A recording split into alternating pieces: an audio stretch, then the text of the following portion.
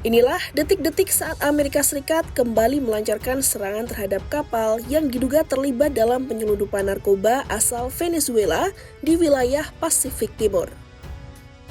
Menteri Pertahanan Amerika Serikat Pete Hegseth menyebut serangan itu merupakan serangan mematikan yang diperintahkan langsung oleh Presiden Donald Trump dan menewaskan 2 orang di atas kapal. Rekaman yang dirilis menunjukkan sebuah kapal kecil berisi paket berwarna coklat terbakar setelah terkena serangan rudal presisi. Hegseth menegaskan bahwa Amerika Serikat tidak akan menoleransi penyelundupan narkoba yang dianggap sebagai ancaman langsung terhadap keamanan nasional.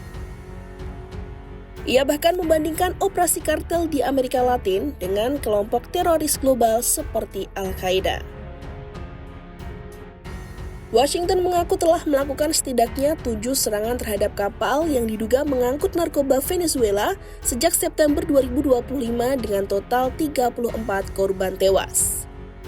Beberapa di antaranya diidentifikasi sebagai warga negara Venezuela, sementara Presiden Kolombia Gustavo Petro menyebut bahwa beberapa korban lain adalah warga Kolombia. Tindakan Amerika Serikat itu memicu ketegangan diplomatik antara Washington dan Bogota. Presiden Petro mengecam serangan itu dan menyebutnya sebagai pelanggaran hukum internasional dan menegaskan bahwa salah satu korban warga Kolombia tidak terkait dengan perdagangan narkoba. Sementara itu, pemerintahan Trump justru mengklaim telah menyelamatkan banyak nyawa atas langkah yang mereka ambil di Laut Pasifik. Sure. Well, they had one today in the Pacific, and the way I look at it every time I look, because it is violent. And it's amazing that the weaponry, that everyone, they have these boats that go 45, 50 miles an hour in the water. And when you look at the accuracy and the power, look, we have the greatest military in the world. We have the greatest weapons in the world. And you see a little bit of it there. One shot, everyone dead center. And the only way you can't feel bad about it is you realize that you won't feel badly about it, is you realize that every time you see that happen, you're saving 25,000 American lives.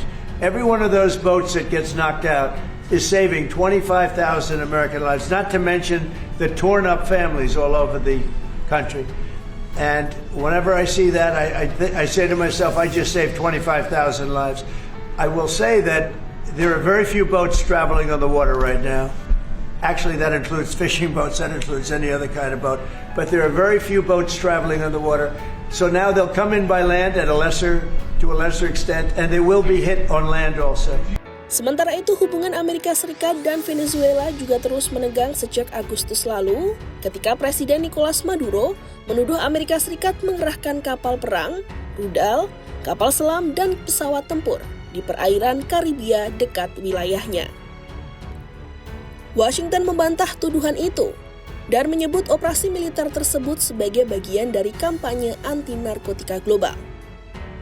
Dalam sebuah surat tertanggal 6 September 2025, Maduro menolak tuduhan perdagangan narkoba dari Amerika Serikat dan menyebutnya sebagai berita palsu, seraya menyerukan dialog langsung dengan Presiden Trump.